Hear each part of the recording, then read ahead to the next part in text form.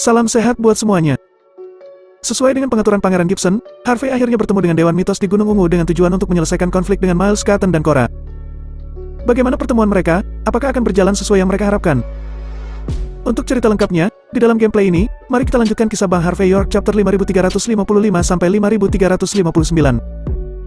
Chapter 5355. Harvey York berpikir sejenak dan berkata dengan ringan, "Baiklah, karena kamu sudah menyarankannya. Lakukan saja sesuai dengan idemu. Aku hanya punya waktu hari ini, dan kita akan bertemu di sore hari." Lokasinya terletak di Pavilion Badai di bawah Gunung Ungu. Mari kita lihat apakah Pavilion Badai ini adalah tempat badai berlanjut atau tempat badai akan berhenti. Pangeran Gibson mengangguk sedikit, lalu pergi dengan hormat. Pada pukul 4 sore, Pangeran Gibson membawa sendiri mobilnya ke Aula Fortune, dan membawa Harvey York ke Pavilion Badai. Meskipun hanya ada satu waktu siang untuk bersiap, Pavilion Badai juga diatur agar kedap udara oleh Pangeran Gibson. Selain orang-orang tidak diperbolehkan mendekat, mereka juga memiliki pos keamanan setiap 5 atau 10 langkah.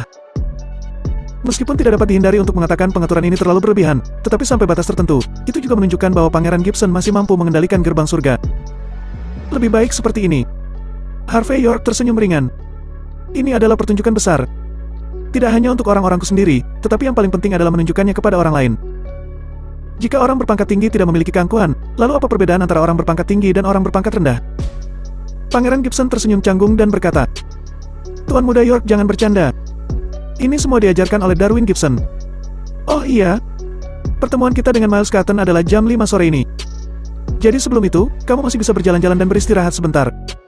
Harvey York mengangguk dan berkata, "Tidak apa-apa, karena kamu di sini, mari kita tunggu saja." "Siapa yang datang dari Dewan Mitos?" Pangeran Gibson berkata dengan lembut. "Miles Cotton sendiri. Dikatakan bahwa setelah Miles Cotton datang ke Golden Sands dalam beberapa hari terakhir, dia telah melakukan perjalanan ke berbagai tempat. Kecuali pergi ke kuil Tao di tepi Danau Huroi, tidak ada yang istimewa dari perjalanannya." Harvey York mendengar kata-kata itu dan berkata, "Jika dia tidak pergi ke tempat khusus, maka pasti ada tempat khusus di mana dia bepergian. Bagaimanapun, karakter seperti dia dapat dianggap sebagai orang berpangkat tinggi, dan tidak mungkin membuang begitu banyak waktu berkeliling di berbagai tempat. Lagi pula, dia bukanlah orang bodoh." Pangeran Gibson tertegun sejenak, lalu dengan cepat mengeluarkan ponselnya untuk memeriksanya. Setelah beberapa saat, dia menarik napas dalam-dalam dan berkata, "Tuan Muda York, kamu memang benar. Danau Huroi dan kuil Tao bukanlah apa-apa. Tetapi ada orang besar di kuil Tao, dan dia banyak berhubungan dengan Miles Cotton." Harvey York sedikit mengernyit dan berkata, "Siapa?" "Salah satu dari 4 tetua pavilion medis abadi di Tanah Suci Seni Bela Diri, dia adalah Morgraine. Apalagi menurut informasi, Tuan Morgraine saat ini berada di Golden Sands. Mengenai mereka memiliki hubungan, itu masih harus diverifikasi." Harvey York mengerutkan kening dan berkata, "Nona Morgraine, mengapa aku merasa bahwa nama ini begitu akrab?" Pangeran Gibson berkata, "Tuan Muda York, tentu saja itu terdengar akrab. Lagi pula, Cora, tunangan Miles Cotton yang dipermalukan di toko batu judi, adalah murid dari Morgraine." Harvey York tersenyum dan merenung. "Jadi, sepertinya kali ini, aku sudah menyinggung 2 tempat suci seni bela diri utama. Namun, yang membuatku penasaran sekarang adalah apakah konflik antara aku dan Cora itu kebetulan atau memang disengaja? Apakah itu terjadi secara tidak sengaja, atau apakah seseorang sengaja mengaturnya? Bagaimanapun, Arlet Pagan telah mengalami banyak hal buruk baru-baru ini. Apakah kamu tidak berpikir bahwa di mata beberapa orang, keluarga Pagan adalah menjadi bagian termudah dari pihak kita untuk ditembus?" Chapter 5356. Mendengar kata-kata Harvey York, pandangan serius melintas di mata Pangeran Gibson. "Batu judi. Yamato Abe. Memang terlihat tidak ada keterkaitan, tetapi jika diamati lebih dalam semuanya seperti ada hubungannya. Itu untuk Arlet Pagan. Jika itu hanya kebetulan, semuanya akan baik-baik saja. Tetapi, jika itu rencangan oleh seseorang dengan hati-hati, itu berarti pihak lain telah mempelajari Harvey York dan lainnya secara menyeluruh. Mungkinkah?" Pangeran Gibson bergumam. "Begitulah." Harvey York tersenyum ringan. "Bagi sebagian orang yang berada di posisi atas, mereka takut dengan keberadaan kita. Dengan bantuan kekuatan luar, kita bisa terinjak-injak sampai mati. Tentu saja, ini akan jauh lebih menarik daripada bertindak secara langsung. Jadi, jika kamu ingin Miles Cotton bernegosiasi denganku hari ini, aku khawatir itu tidak akan semudah yang kamu pikirkan." Ketika Pangeran Gibson mendengar kata-kata itu, ekspresinya menjadi sedikit gelap. Dia awalnya ingin memfasilitasi pembicaraan damai dengan sepenuh hati, dan itu juga bisa membantu Harvey York untuk mengurangi sedikit tekanan. Tapi masalahnya, melihat arti kata-kata Harvey York saat ini, pembicaraan damai hampir tidak ada harapan. Tepat ketika Pangeran Gibson menghela nafas dalam hatinya, keduanya berada sudah tidak jauh dari Pavilion Badai. Perwakilan York, Master Sekte Gibson. Miles Cotton dan Nona Cora sudah datang, sekitar 10 menit yang lalu. Ngomong-ngomong, ada orang lain di samping mereka, yang dikatakan sebagai perantara. Jika tidak salah namanya adalah Kala Hoffman. Ketika melihat Harvey York muncul, Cy Gibson berjalan mendekat dan berbicara dengan suara rendah. Mendengar nama itu, Harvey York mengerutkan kening dan berkata, "Aku belum pernah mendengarnya." Pangeran Gibson tertegun sejenak, dan berkata, "Kala Hoffman, perantara damai terkenal dari keluarga Hoffman." Cy Gibson terlihat sedikit aneh dan berkata, "Ya, itu dia. Dikatakan bahwa dia datang untuk berpartisipasi dalam pertemuan bisnis keluarga Hoffman. Kebetulan aku punya sedikit pertemanan dengan Miles Cotton, jadi aku juga diundang." Keluarga Hoffman, sangat kebetulan. Harvey York tersenyum penuh arti. Pangeran Gibson juga terlihat aneh, tetapi dia tetap menjelaskan. "Tuan Muda York, kamu mungkin tidak mengenal Kala Hoffman sama sekali. Orang ini juga seorang tokoh dalam keluarga Hoffman. Di masa lalu, dia telah bergabung dengan aliansi bela diri negara H untuk melakukan sesuatu. Ketika dia berjalan di luar, karena ada papan nama keluarga Hoffman di belakangnya, semua orang di dunia bawah juga memberinya sedikit rasa hormat. Kadang-kadang, beberapa masalah di dunia juga akan membiarkannya maju untuk menyelesaikannya. Kali ini, Miles Cotton membawa Kala Hoffman, dan besar kemungkinannya benar akan terjadi rekonsiliasi." Harvey York tersenyum dan berkata, "Apakah kamu yakin?" Pangeran Gibson terlihat ragu-ragu. Cy Gibson berkata dengan suara rendah, "Kala Hoffman sangat suka menengahi perselisihan semua orang. Lagi pula, dia bisa mendapatkan banyak manfaat dari sana setiap saat. Sekarang dia ada di sini, tidak peduli seberapa besar konfliknya hari ini, mungkin tidak akan besar." Ngomong-ngomong, Miles Cotton sedang mengamuk di pavilion badai. Dua murid yang mengantarkan teh ditampar olehnya, dan dia juga menghancurkan dua meja kopi Hainan Huanghuali dipersiapkan dengan hati-hati olehnya.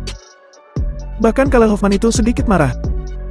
Jelas kita menawarkan perdamaian, tetapi tidak ada sikap yang menunjukkan perdamaian sama sekali. Cy Gibson terus berbicara.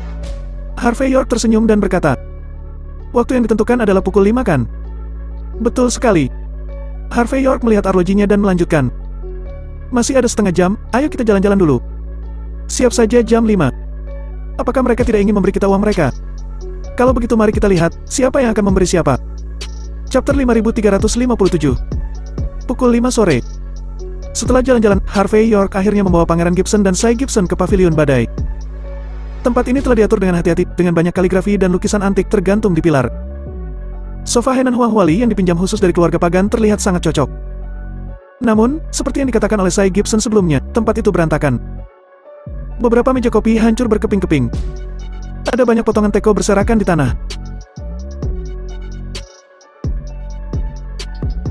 Selain itu, ada beberapa murid perempuan dari gerbang surga berdiri di satu sisi dengan wajah tertutup, hidung memar dan wajah bengkak dengan ekspresi sangat malu. Di sofa, ada 3 orang duduk. Terlepas dari Miles Cotton dan Cora, mata Harvey York tertuju pada orang ketiga. Dia adalah seorang lelaki tua dalam setelan jas, dengan tinggi kira-kira dari 1,6 meter. Dia memainkan batu akik merah di tangannya, dengan arogansi yang tak terkatakan di wajahnya. Seolah-olah semuanya bisa diputuskan karena dia. Jelas, dia adalah Kala Hoffman dari keluarga Hoffman. Selain ketiga orang tersebut, di belakang Miles Cotton dan Cora, juga terdapat beberapa orang dengan pakaian kuno. Mata orang-orang ini sangat tajam, dan tulang pipi mereka menonjol tinggi. Jelas, mereka semua adalah master seni bela diri. Dan, mereka semua terlihat sangat arogan. Jelas, di mata mereka, gerbang surga yang berada di peringkat bawah tanah suci seni bela diri, sama sekali tidak ada artinya di mata mereka. Melihat seseorang mendekat, Kala Hoffman membanting tangan kanannya ke meja kopi di sampingnya hingga meja kopi itu pecah. Kemudian Kala Hoffman berkata dengan marah, "Bajing, apakah itu membuang Harvey York di sini? Tuan Muda Cotton dan aku telah menunggu di sini selama 1 jam. Jika dia tidak memiliki ketulusan untuk berbicara dan menghargai kesempatan ini. Kalau begitu jangan salahkan aku karena tidak memberinya kesempatan." Miles Cotton, yang berada di samping, mengenali Harvey York, tetapi pada saat dia berpura-pura tidak melihatnya. Sebagai gantinya, dia tersenyum ringan dan berkata, "Tetua Hoffman, mungkin Harvey York tidak menganggapmu serius sama sekali. Bagaimanapun, dia adalah perwakilan dari Liga Bela Diri Negara H. Dia telah mendapatkan banyak pujian dan memiliki status yang sangat tinggi." Kala Hoffman mendengus dingin. Di dunia seni bela diri, siapa yang tidak tahu bahwa perwakilan dari Liga Seni Bela Diri Negara H hanyalah status yang sia-sia. Selain itu, Harvey York itu mengalahkan master bela diri dari India seorang diri. Siapa yang tahu apakah itu benar atau tidak? Pada akhirnya, itu hanya cerita yang dibuat-buat entah dari mana untuk menciptakan citra internasional Liga Bela Diri Negara H. Anak itu benar-benar berpikir bahwa dia adalah seorang karakter. Jika aku melihatnya sebentar, aku akan menamparkan kepalanya seperti semangka. Saat berbicara, Kala Hoffman menendang meja kopi di depannya lagi, dengan sikap arogan dan mendominasi. Harvey York yang baru saja melangkah ke pavilion badai, berkata dengan ringan pada saat ini, "Aku tidak tahu apakah kepalaku akan menjadi semangka. Tapi yang aku tahu bahwa meja kopi adalah $14 juta. Jika kamu membayar ganti rugi, aku khawatir tidak ada yang bisa pergi dari sini. Melihat bahwa Pangeran Gibson berada setengah langkah di belakang Harvey York, Kyle Hoffman segera tahu bahwa orang ini adalah Harvey York. Dia menahan amarahnya pada saat ini, menatap Harvey York, dan kemudian tersenyum penuh arti. Perwakilan York, kamu benar-benar masih muda dan energi, tetapi kamu tidak tahu seberapa tinggi langit. Aku ada di sini untuk memberimu kesempatan. Tetapi kamu masih ingin aku membayar ganti rugi? Chapter 5358. Harvey York berkata ringan. Bagaimana jika aku menolak? Menolak? Kyle Hoffman tertawa kecil. Aku tidak pernah melakukan apa-apa tanpa hasil. Jika tidak, aku akan bertepuk tangan dan pergi saat ini. Akan ada konsekuensinya, tapi jangan salahkan aku. Benarkah? Harvey York tersenyum, lalu memberi isyarat. Kalau begitu kamu bisa keluar sekarang. Tapi sebelum kamu pergi, kamu harus meninggalkan uangmu. Seluruh atmosfer sedikit membeku. Kyle Hoffman jelas akan menamparkan wajah Harvey York. Tetapi dia tidak menyangka bahwa Harvey York tidak hanya tidak keberatan sama sekali, tetapi juga mempermalukan Kyle Hoffman. Hanya dapat dikatakan bahwa Harvey York memiliki otak yang rusai atau dia memang sangat percaya diri. Tapi saat memperhatikan Harvey York, dia merasa tidak ada yang salah dengan dirinya. Miles Cotton di satu sisi tersenyum penuh arti dan berkata, Tetua Hoffman, perwakilan York selalu keras kepala, dan dia tidak memberi muka kepada siapapun. Dan dia begitu besar, bagaimana mungkin dia bisa menerima konseling di depan begitu banyak orang? Jadi, aku pikir kamu tidak perlu repot-repot berurusan dengannya. Adapun keluhanmu, aku pasti akan membantumu mendapatkannya kembali. Kata-kata Miles Cotton biasa saja, tetapi dalam beberapa kata, pertemuan yang seharusnya berakhir damai berubah menjadi medan perang bagi kedua belah pihak. Cora mendengus dingin saat menatap Harvey York dengan amarah di matanya. Harvey York sudah berani memanfaatkan dirinya untuk membersihkan toilet dan benar-benar mengabaikan hidup dan mati. Mendengar kata-kata Miles Cotton, Kyle Hoffman yang semula marah juga menjadi tenang saat ini. Dia tersenyum dan berkata dengan ringan, Aku sudah semakin tua. Aku sudah makan banyak garam daripada makan nasi, jadi bagaimana mungkin aku tidak peduli dengan seorang junior? Haha. Tetapi setelah mengatakan itu, Kyle Hoffman menyipitkan mata ke Harvey York pada saat ini. Kemudian dia menilai bahwa Harvey York bahwa dia adalah pria yang lemah dan bersahaja. Jelas di matanya, Harvey York merupakan sosok yang dipegang oleh para pemimpin senior dari aliansi bela diri negara H. Jika orang seperti itu benar-benar mengandalkan kekuatan untuk menjadi wakil dari suatu generasi, dia pasti bisa bersujud di depannya. Oh, ternyata kamu makan garam setiap hari untuk memuaskan rasa laparmu, tidak heran napasmu sangat bau. Harvey York berbicara tanpa ragu-ragu. Pangeran Gibson, beri Tetua Hoffman obat kumur. Kita akan bicara saat dia membersihkan mulutnya. Kamu. Kyle Hoffman menggigil karena marah, tetapi segera dia menarik napas dalam-dalam untuk menenangkan dirinya. Dalam hatinya, dia ingin mengutamakan situasi keseluruhan, dan setelah masalah selesai, dia akan menemukan kesempatan untuk melenyapkan Harvey York. Pada saat ini, Pangeran Gibson tersenyum dan berkata, Tuan Muda York, Tetua Hoffman, Tuan Muda Cotton. Karena kalian jarang bertemu, bagaimana kalau berbicara dengan baik? Bersitegang saat kita bertemu langsung, bukankah pertemuan ini tidak ada artinya sama sekali? Mendengar kata-kata Pangeran Gibson, Miles Cotton tertawa dan berkata, Benar saja, Tanah Suci Seni Bela Diri adalah sebuah keluarga, Master Sekte Gibson, aku menyukai apa yang kamu katakan. Jika itu masalahnya, mari kita bicarakan. Ketika kata-kata itu jatuh, Miles Cotton memandang Harvey York dengan setengah tersenyum, dan berkata, Harvey York, kamu meminta tunanganku untuk mencuci toilet. Itu tidak memberiku wajah sama sekali. Ya, aku tidak akan mempermalukanmu hari ini.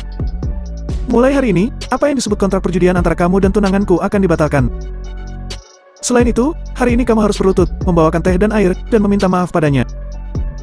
Baru masalah ini akan selesai, bagaimana? Chapter 5359. Mendengar kata-kata Miles Cotton, Cora memiliki ekspresi bangga di wajahnya. Jelas, dia sangat senang memiliki tunangan yang siap datang membantu demi dirinya. Wajah Pangeran Gibson dan Sai Gibson sedikit tenggelam, jelas tidak menyangka bahwa Miles Cotton tidak bermaksud baik sama sekali, jadi dia bertindak terlalu jauh. Adapun Kyle Hoffman, dia memandang Harvey York dengan penuh minat. Jelas ingin melihat bagaimana Harvey York akan menghadapinya. Harvey York memandang Miles Cotton dengan setengah tersenyum tetapi berkata dengan ringan, Demi ketulusan Tuan Muda Cotton, aku juga bisa mengajukan syarat untuk membatalkan kontrak perjudian. Selama kamu berlutut di tanah sekarang dan bersujud 3 kali dengan hormat, aku akan meminta seseorang untuk merekam videonya. Jika kamu sedang dalam suasana hati yang buruk, kamu bisa melihatnya untuk meredakan kebosananmu. Kalau begitu taruhanku dengan Cora akan aku batalkan. Aku selalu memegang kata-kataku. Aku juga memiliki reputasi yang baik.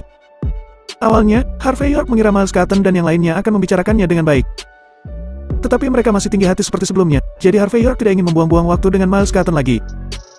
Jadi solusinya adalah memotong kekacauan dengan cepat. Jika Miles Cotton bersedia berlutut dan bersujud demi tunangannya, Harvey York juga akan menghormatinya sebagai karakter. dan taruhan akan dibatalkan olehnya. Tetapi jika Miles Caton merasa benar sendiri, Harvey York tidak keberatan membiarkan dia mengerti bahwa ini adalah Golden Sands, bukan Mordu. Harvey York, apa kamu yakin ingin melawanku saat ini? Wajah Miles Caton sedikit jelek. Apakah kamu tahu apa yang baru saja kamu katakan? Harvey York tersenyum dan berkata, "Maaf, aku seorang pembaca yang baik, tetapi aku benar-benar tidak tahu apakah yang aku katakan memiliki arti lain. Bagiku, hanya ada satu arti. Itu hanya berlutut dan bersujud. Yah, tempat ini akan cukup untuk melakukannya." Harvey York menunjuk ke tempat di depannya dan memberi isyarat kepada Miles Caton untuk berlutut di sana. "Kamu." Miles Caton juga seorang karakter, tetapi ini adalah pertama kalinya dia bertemu Harvey York. Tidak hanya dia tidak memiliki rasa hormat sedikit pun di depannya, tetapi dia juga menamparkan wajahnya secara langsung. Dia yang selalu berjalan dengan lancar, hampir memuntahkan darah saat ini. "Bajingan ini, tidakkah kamu tahu apa itu kekaguman?" Pada saat ini, Kala Hoffman di satu sisi juga tersenyum penuh arti, dan berkata, "Harvey York, jangan keras kepala.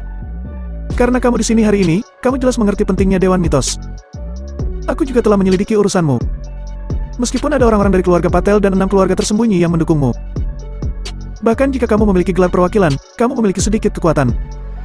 Tapi jangan lupa, dunia bawah yang kuat bukanlah yang memiliki gigi dan mulut tajam, tetapi siapapun yang kuat. Ini adalah tentang mengetahui kapan untuk maju atau mundur, dan tentang apa kita adalah seorang karakter. Jika kamu bahkan tidak mengerti ini, bagaimana kamu akan berada di dunia di masa depan?" Harvey York berkata ringan, "Aku tidak mengerti." Kal-El Hoffman menyapu teko di sampingnya hingga jatuh ke tanah dan berkata, "Maksudku adalah, kamu begitu tidak terkendali dalam menyinggung 2 tempat suci seni bela diri utama dan mengambil keuntungan dari mulutmu. Itu tidak akan berakhir dengan baik." Harvey York tersenyum ringan dan berkata, "Maaf, jika aku ingat dengan benar. Ketika kamu datang ke sini, bukankah kamu yang sudah menyinggungku dengan membuka dan menutup mulutmu sesukamu? Ada apa? Apakah kamu ingin menduku sekarang?"